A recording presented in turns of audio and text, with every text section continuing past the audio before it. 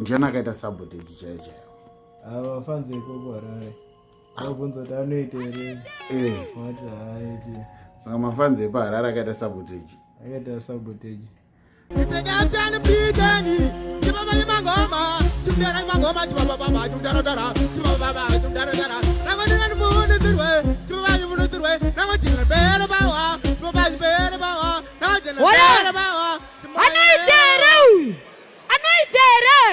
Next artist.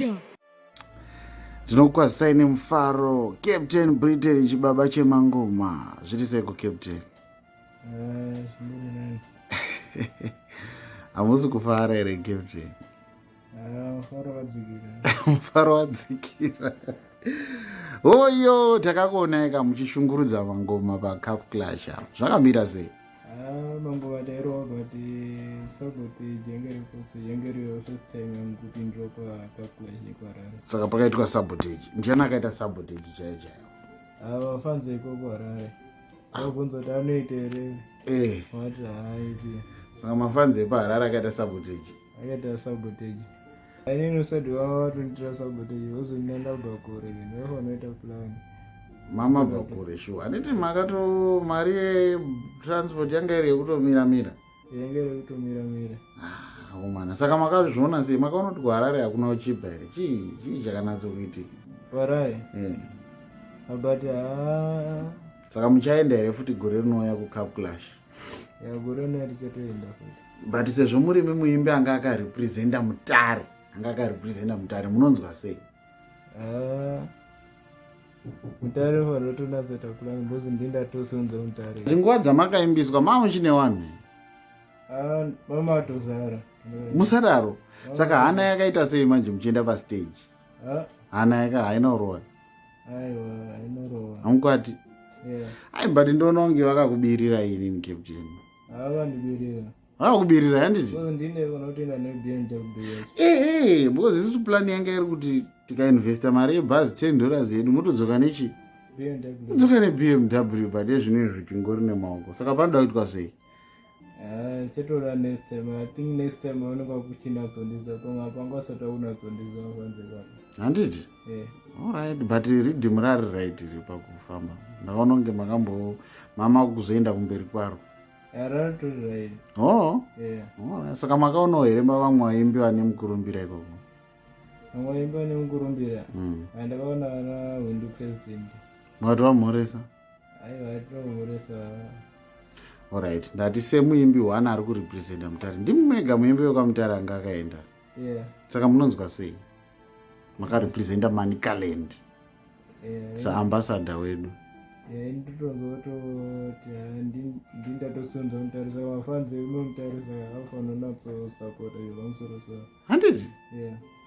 Alright, mambokaonereka vhidhiyo kenyu makarwa but ndarwadziwa Captain. Ndarwadziwa maifanira kudzoka neBM. Maifanira kudzoka neBM. I think totofanira kumboposta kuti vanhu please sabotage kuna Captain haifaniri kudii haifaniri kuitika. Saka muri kupromisa chii mafans?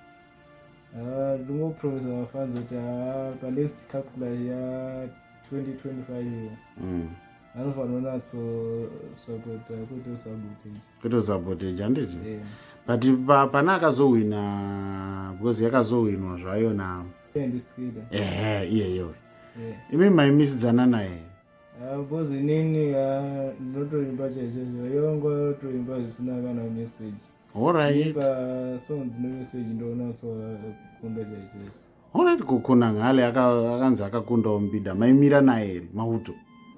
Ndaitomira na because tikatotarisa so haona kana song wani kutrenda kana mastreets iyo hana mauto yangore mafreestyle chete.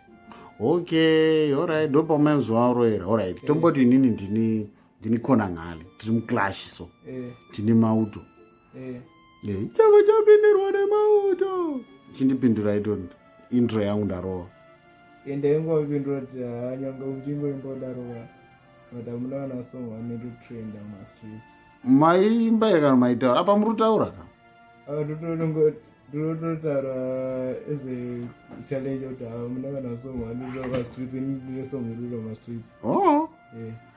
It's okay. It's okay captain. Saka tichadzokera futi here kucup clash 2025 tichitoya neBM. Tinodzokera tichiona. Alright. Chiudzaiwo mashoko ekupedzisira kune mhuri yeZimbabwe nezvakaitika pacup clash. Taurai tisu. Mhuri yeZimbabwe kunyanyona Chippers promotion hanofanira tinatsoita plan next year 2025. Havafanira kuitwa sabotage, hanofanira kumira na Captain Britain. Alright, pari kuitwa sabotage handisi? Yeah. It's okay. Indotoononge isusu takabirirwa.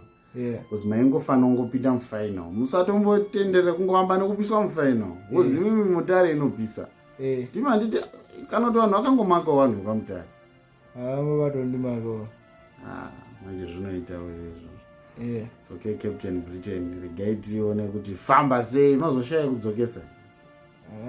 Pane akazombondikandira paiko keshe. Makazoita kukandira paiko keshe. Panofesa pagenesis mamutare no. Anonzi boss kuda. Alright. Ndakazondikandira $10 paiko keshe. Mama tositaka. Aiwa Totenda Mwari kuti makazouya Captain.